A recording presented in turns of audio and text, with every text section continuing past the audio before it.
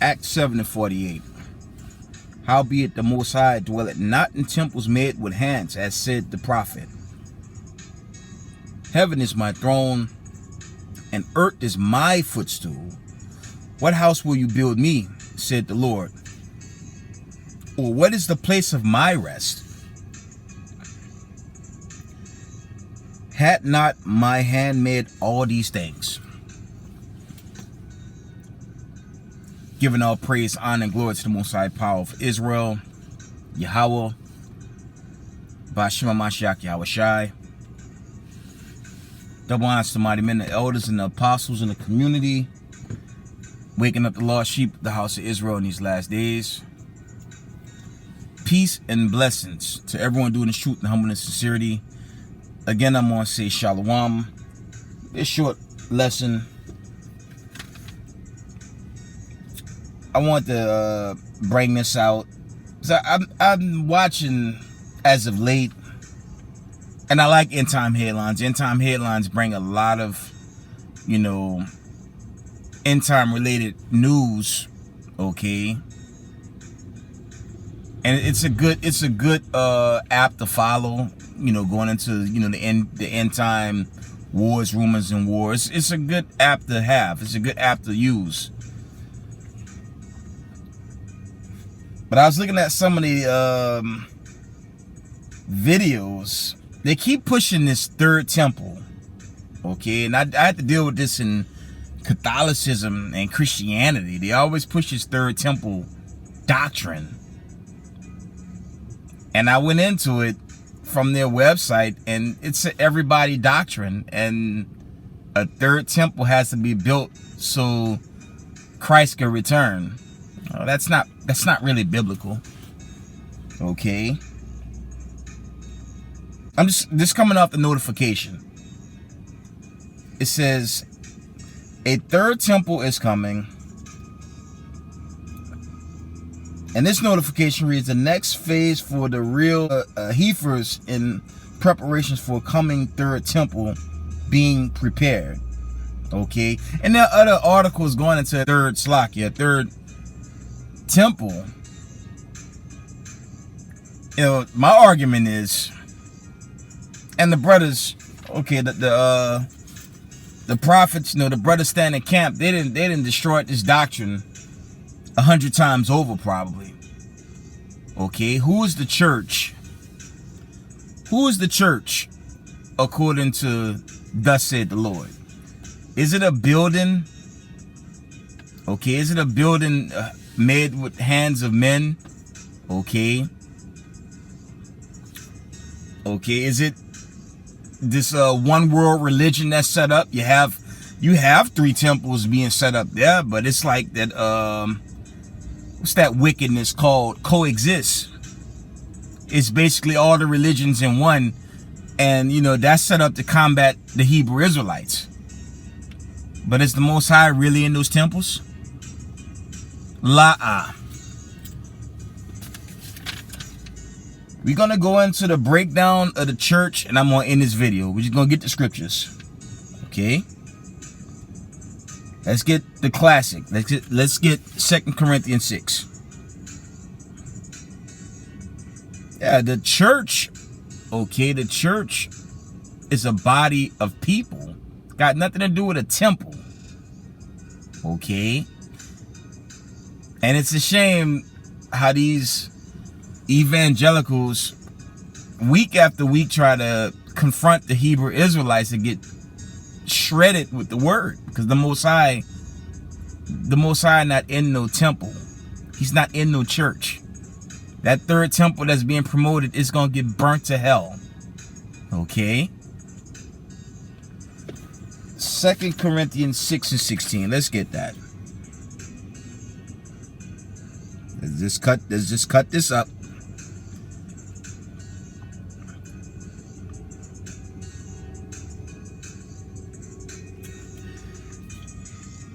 Second Corinthians 6:16. And what agreement had the temple of God with idols? For you are the temple of the living God.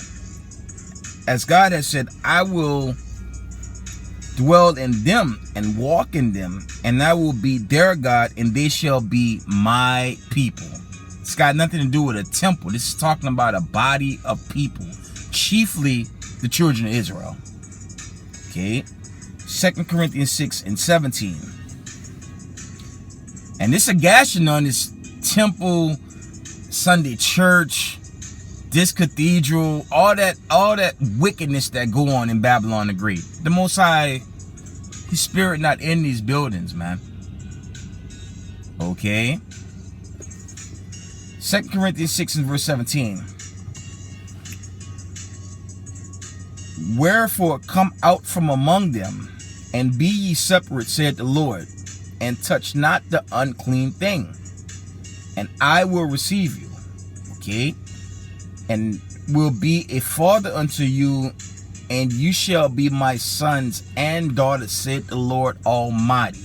That's plain. It's not talking about people in a damn temple or a church building. This is chiefly talking about Israelites. Because front to back is dealing with the heritage and history of the nation of Israel. Not all nations. Okay. I'm going to read 17 and 18 again.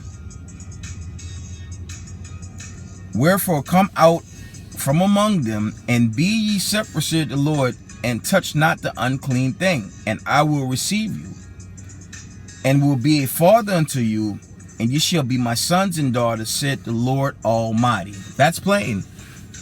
Okay. Let's read on.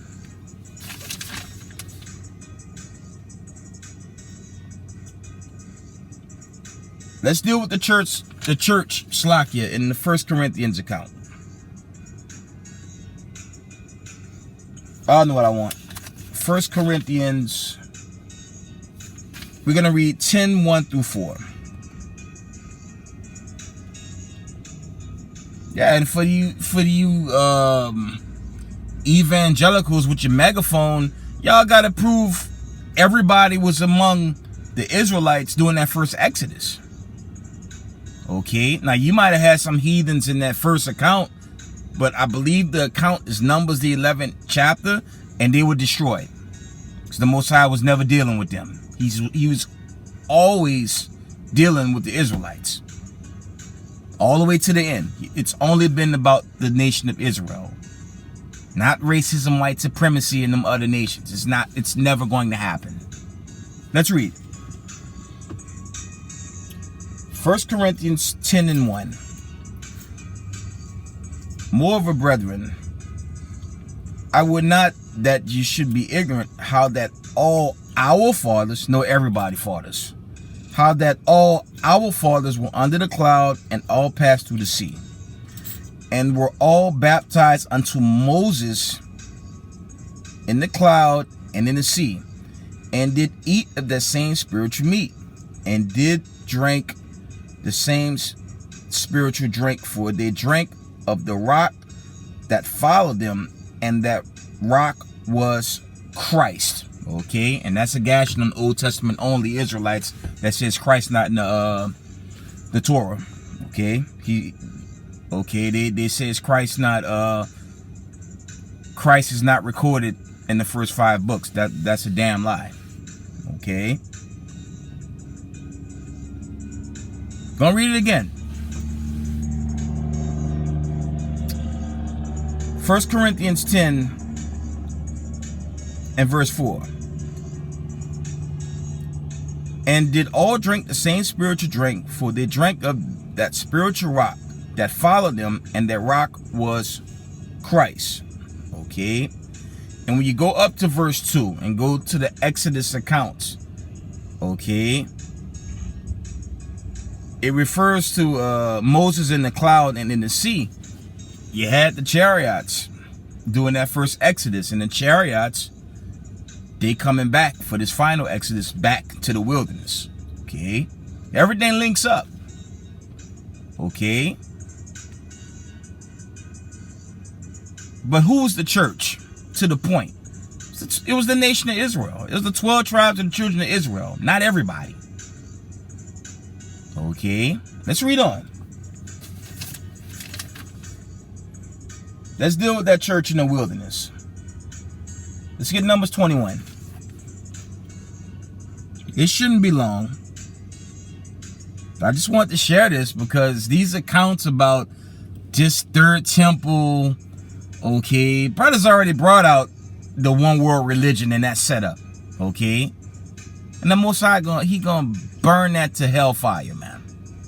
Okay, the Most High not dealing with any of those temples made by heathens. Okay, he's gonna destroy all that in his return. Okay. Numbers 21. We want Numbers 21 and we're gonna read verse 4.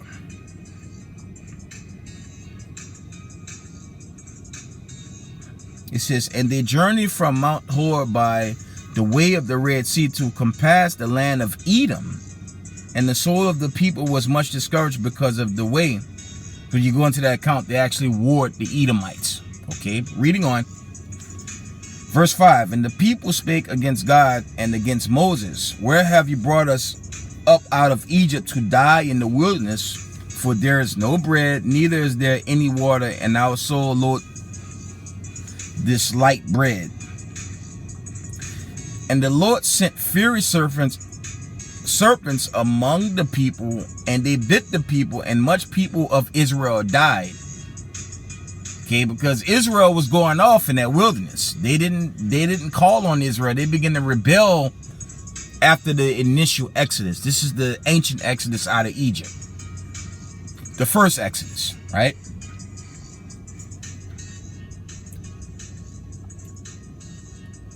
Numbers 21 and 7.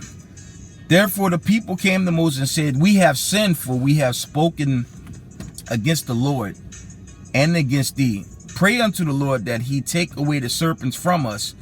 And Moses prayed for the people. Verse 8. And the Lord said unto Moses, make thee a fiery serpent and set it upon a pole. And it came to pass that everyone that is bitten, when he looked upon it, shall live. And Moses made a serpent of brass and put it on a pole. And it came to pass that if a serpent had bitten any man, when he beheld the serpent of brass, he lived. Okay. Who's the people in the wilderness in this Numbers account? It was the Hebrew Israelites. Okay. And we know the account with Israel doing that first venture into the wilderness.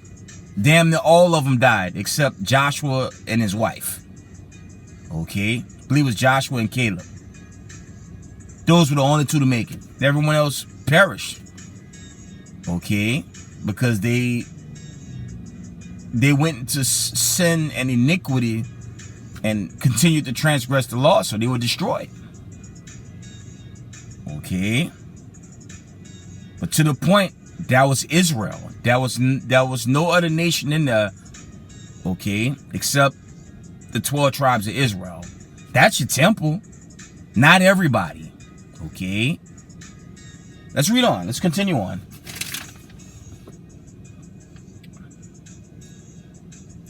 Let's get the Exodus account. Let's get Exodus 14.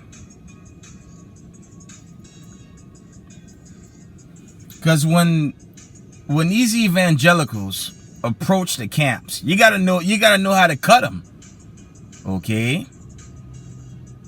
When Vocab Malone and his cronies come with their megaphone, you just gotta know how to shred them with the scriptures and send them where they could go.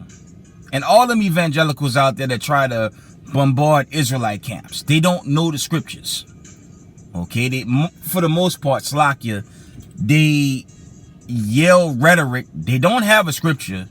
They just continue Slakia. They just wave a sign that says John 3:16, and everyone's gonna make it. And most of them don't even read the Bible.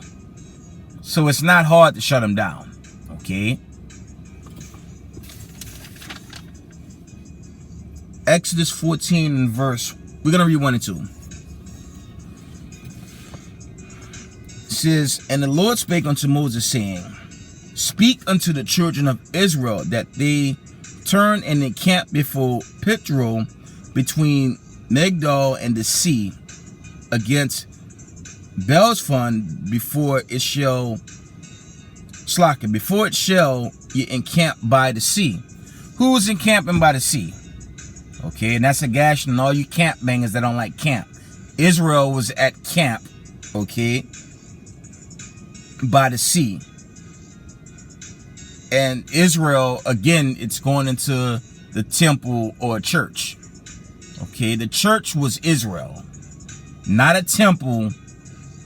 Okay, all this third temple rhetoric. The Most High not dealing with those buildings. All that stuff's going to burn up when the Most High hit the scene. Okay.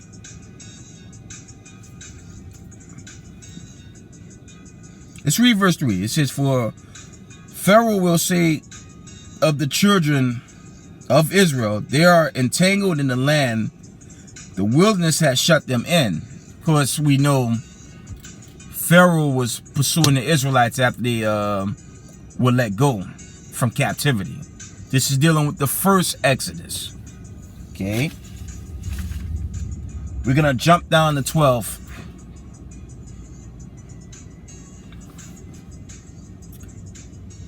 Exodus 14 and 12. It reads, is not this the word that we did tell thee in Egypt, saying, let us alone, that we may serve the Egyptians? For it had been better for us to serve the Egyptians than that we should die in the wilderness. And I read a precept verbatim, okay? In the previous verse, Israel always rebelled.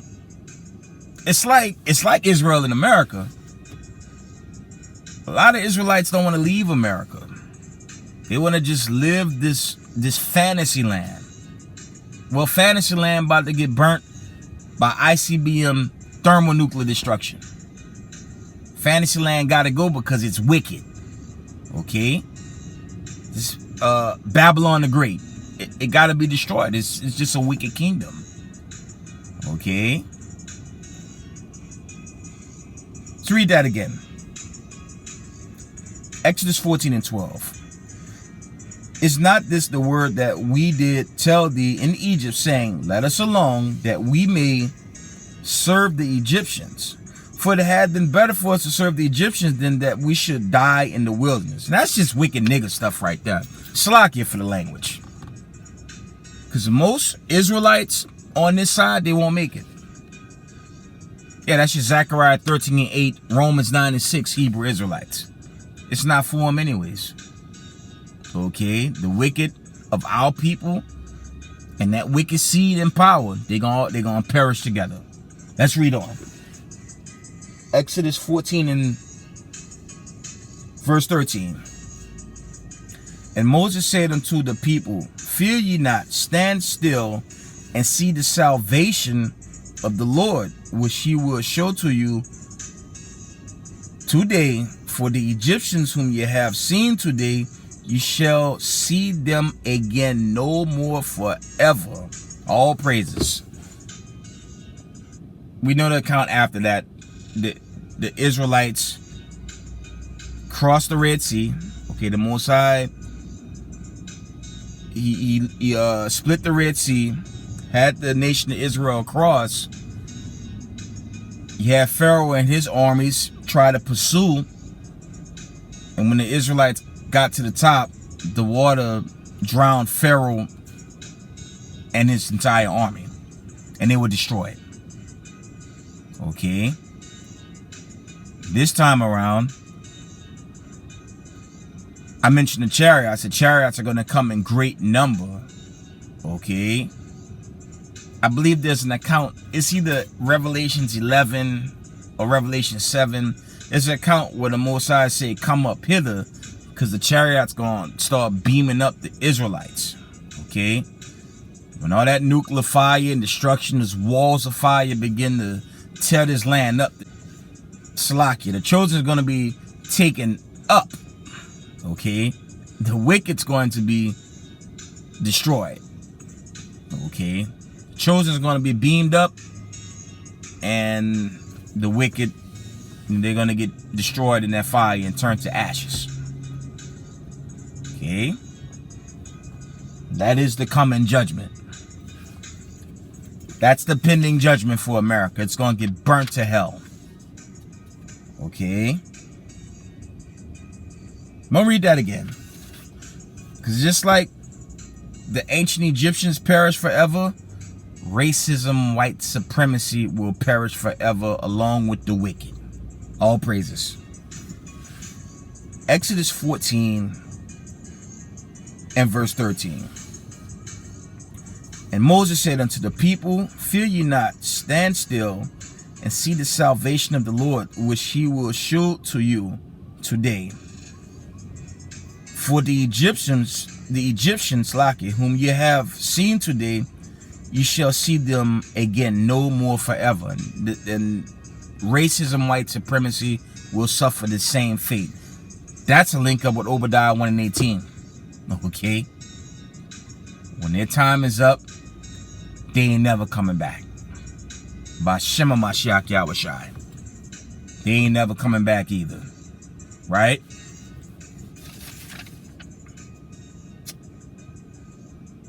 But again, the point is the temple, the church is dealing with Israel. And that's it. Okay. Let's get Isaiah 45 and 4. I'm almost done.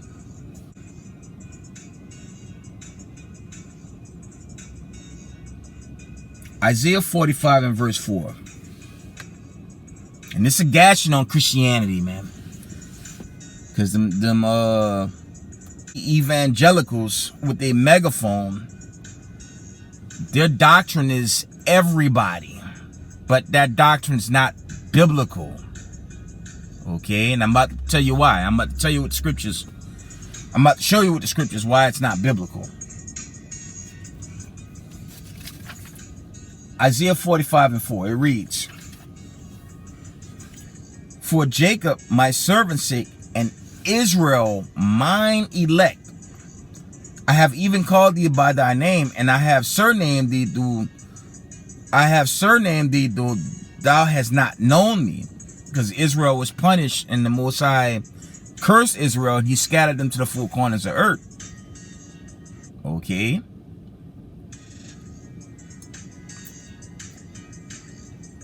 Isaiah 45 and verse 4 again from the top.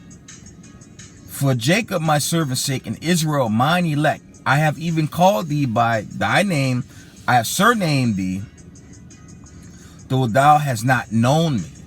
Okay. And in the last days, I tell you, there's an account in Baruch where Israel would come back. Okay. They will come back to themselves in the latter end. Okay. Let's read Slakia. Let's get the Romans account. We're going to end it in Romans. Let's go to Romans.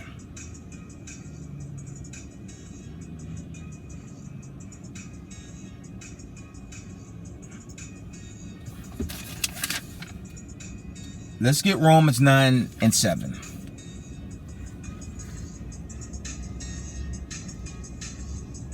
It reads, neither because they are the seed of Abraham are they all children, but in Isaac shall thy seed be called. Verse 8. That is, they which are the children of the flesh, these are not the children of God, but the children of the promise are counted for the seed. Okay. We're going to jump down to verse 10. And not only this, but when Rebekah also had conceived by one, even by our father Isaac. Okay. Verse 11. For the children being not yet born, neither having done any good or evil, that the purpose of God according to election might stand, not of works, but of him that calleth. Okay. Verse 12. It was said unto her, the elder shall serve the younger. Verse 13. As it is written, Jacob have I loved, but Esau have I hated. Okay, that's plain. That's another gashing on God is love. Verse 14. What shall we say then? Is there unrighteousness with God? God forbid. Hell, emphatically no. God is a just weight. I believe that's Proverbs 11:1. Okay. We're going to deal with verse 17. Romans 9:17. For the scripture said unto Pharaoh, even for the same purpose have I raised thee up, that I might shew my power in thee, and that my name be declared throughout all the earth. Because when Hamashiach Yahushua return, he's going to set the stage in righteousness. The other nations, they're going to bow. They're going to be servants. And it's the children of Israel. The true church, okay? They're going to be the lead nation forever and ever. Okay? I'm going to read that again. Romans 9:17. For the scripture said unto Pharaoh, even for the same purpose have I raised thee up, that I might show my power in thee, and that my name might be declared throughout all the earth.